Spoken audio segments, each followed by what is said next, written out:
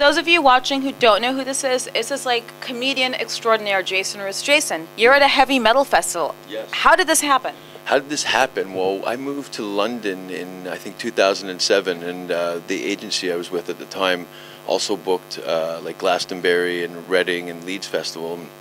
So I started doing those, and I had no idea that these outdoor rock events were doing comedy. And so I started doing those, and then I started finding out that, you know, places like Inferno and Metal Town and Download and stuff like that were also doing, well, actually not Inferno until this point. I'm the first comedian to ever perform at this festival. So this has been my passion for the last 6-7 years, is sourcing out various rock festivals all over the world and performing at them. And yeah, did I answer that question? Well, why rock festivals? Like, do you like heavy metal? I love it. Yeah, Is that why you sought out all the rock festivals? Yeah, well, it's a win-win situation to get paid to see your favorite bands and to do shows to a demographic of an audience that gets what I do for the most part, opposed to showing up at a comedy club and them walking into their worst nightmare, like it when the kids are drunk and cutting themselves to get back at their parents. So what actually inspired you to become a comedian, and what were you doing before comedy? Well, I was washing dishes, and that was enough motivation. Because out of high school, actually I never graduated, so they asked me to leave, and I wasn't really qualified to do anything of any. Bring in a fuck. I'm so fucking hungover. It's okay. Today. I can kick you in the balls. You're gonna edit this? No, of course not. What was the question again? Okay. First of all, what was your influence to be a comedian? My influence to be a comedian? You got it spelled. Musicians mainly. Yeah, I got asked to leave school and then worked terrible, shitty jobs at construction and working in restaurants and what have you, and just became more miserable and unfulfilled. And then going out partying and being a jackass in various house parties and nightclubs. Then I found out that I saw a show on television called In Living Color, and found out that Jim Carrey was not only Canadian, but he grew up in a stone's throw from my city, and realized that it's anybody's game, and just started going to open mics and doing stage time, like any process for any musician or anything like that, any artist, where you just go up and fail and learn and practice and develop an act and some material that people might want to pay you for. And then it'll be 17 years now. I've been doing it. In June of this year it'll be 17 years. Now, were you ever banned in any countries? Or states, for that matter? Banned? I've been banned from a couple of comedy clubs here and there. I get some letters occasionally. So I had some death threats for a while. I had to have the police come to one of my shows to arrest a kid who had been, I think he was schizophrenic. He'd been sending me letters that were like stream of consciousness kind of stuff, and then it became threatening. And then he showed up at one of my shows, and the police came and arrested him. He didn't have a gun. He said he was going to shoot me while I was on stage. But he did. He had a mason jar with a dead rat in it. Yeah, it was pretty rank. Anyway, so banned? No, not really. Usually because as long as I've been doing it now, people don't really. The people that book comedy in general, they know what I'm doing, so there's not a lot of surprises, and either they're into it or they're not, and that's fine with me. I'd rather get booked at in a venue that's embracing what I'm doing, opposed to the manager of the club who's qualified to do nothing but count fucking beer bottles, say, could you not do this and this and this and this? I thought that, you know, you can't discuss certain subject matter, but this whole medium is so you can express yourself, and regardless of people believe in your politics or your point of view, there shouldn't be any censorship. And yeah, I'm a big advocate for no censorship, and that's why the music's so great here too, and because people are just going balls out. Now, what are some of your favorite bands this weekend? Favorite band? I'm really looking to see Deicide, and I'm a little disappointed Ghost canceled, and fuck, there was a couple other ones I can't remember. Suffocation? Yeah, of course, Suffocation, and there's another headlining band I can't remember under Oh, Satyricon, yes. Who are some of your comical influences? Comical influences. A lot of my comic, or I would say idols, or people I kind of like to watch, because what they're doing, usually the people that I like are people that are masters of their Masters of their genre? Like I said, I could just kick you in the balls. We could make this go by so much quicker. I got enough blood in my urine as it is. What was it again? Okay, who are some of your comical influences? Influences.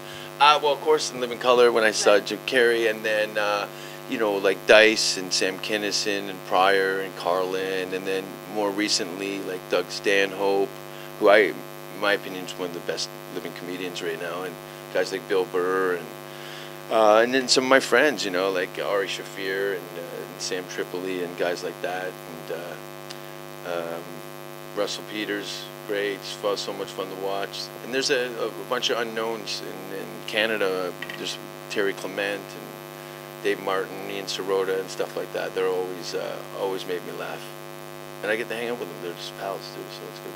They're buddies. Now, where do you get most of your material from?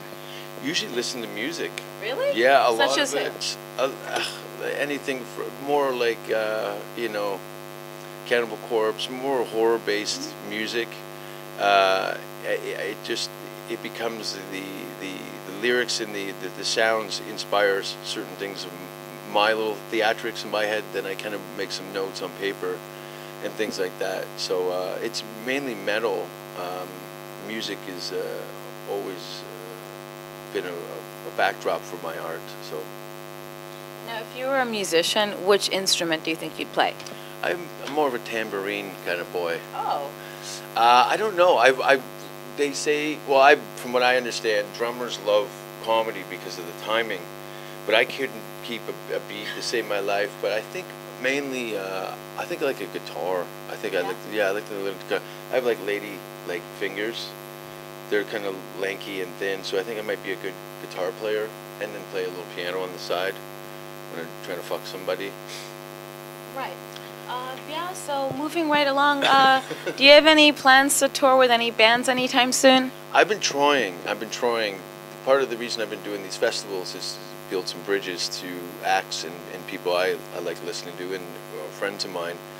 But there's just not enough. I'm not popular enough to finance. Say, look, I can afford to take a whole band on tour with me, but ideally, I'd like to, that's my thing, is to get 2 comedians and 2 bands that I want to work with and travel and do a package type, more or less what's going on in these rock festivals, and taking it to smaller towns and a smaller scale. Yeah, you'd be good on a really big festival, like a few during the summer, like Bloodstock, Sweden Rock, things like that. That would be totally cool. Wow, I was there about 3 years ago. Yeah. And I saw you there. That was a good one. It was small.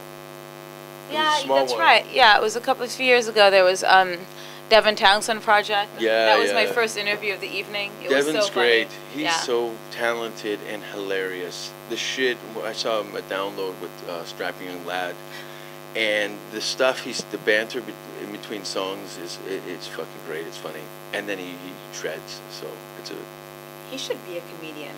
Well, they say comedians want to be rock stars, and rock stars want to be comedians. That's what they say. I don't know who they are, but a lot of like, you look at the for example, Andrew Dice Clay and Sam Kinison. Their whole persona is a front man for a rock band. Yeah, that's true, especially with Sam Kinison. Yeah.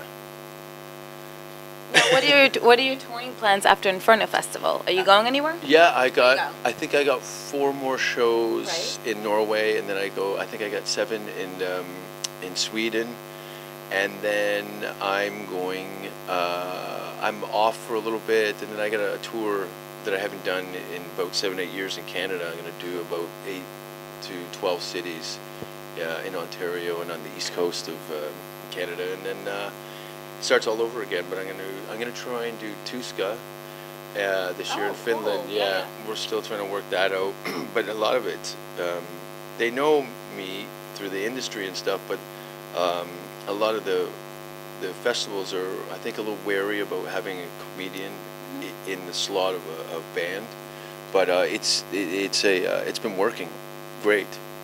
Yeah, I would think it's not an issue because when I was hosting like the Milwaukee Metal Fest back then, they had wrestling and metal. Yeah. Like mixed in, so it could be perfectly fine, yeah. Burlesque and kind of freak shows type stuff. But stand-up comedy, for the most part, there's not a lot of comedians that can cross over. They like the comfort of a comedy club. It's very familiar and stuff. Opposed to walking out on the stage in a tent and people are standing in mud, they're drinking, and they're really not too focused. You gotta really grab a hold of them and speak in a language that they relate to for the most part. Johnny, touring comedian, would not fare well in a inferno type situation. People can't do this unless they're, they understand. Totally, it's not like in any other gig, and I learned that doing like the festivals in the UK. I had a comedy club mentality. The mechanics of my act was very much in the beginning like that in a stand-up club, and it wasn't working. And I was like, why isn't it working? Like, these are my people. And then I realized over time that I can don't have to cut any corners. I can go balls out, and they'll appreciate that, because if they've come here to go crazy, and I like to be the catalyst for their suicides and joy. Yeah, there's nothing wrong with that. Yeah. So if people want to learn more about you or contact you, well, not stalk you really, but just like contact your management, what's your website? It's www.jasonrouse.com, and then Twitter's Jason Rouse 666, and Vine, Instagram, all that shit, all the social medias. But yeah, just Google me. There's tons of shit on YouTube. What would you be doing if you weren't doing comedy? And don't say working a shitty job. Like, would you be in jail? Would you be doing? Yeah, I'd probably be dead. I grew up in a pretty industrial wasteland just outside of Toronto, and yeah, up till like '93 is when I moved to Vancouver. But it was just a nightmare. The typical, friends are getting shot and drug overdoses, and I didn't really fit into that. That wasn't my path, but I didn't know what it was going to be, so I moved up to Vancouver and just reinvented myself. And I don't know. Yeah, I'd be dead. I would probably be dead. I'd kill myself. I would. What do you think of the Jerky Boys? I love it. You like the Egyptian magician? I love all those characters. We got those tapes, those cassettes in the guess mid '80s or something like that. We would play it over and over and over and over again. And sometimes if I'm feeling a little bummed out for a show, I'll listen to the little Jerky Boys to not take myself so seriously and just have some fun with it. It always makes me giggle. Yeah, Jerky Boys are great. Why'd you bring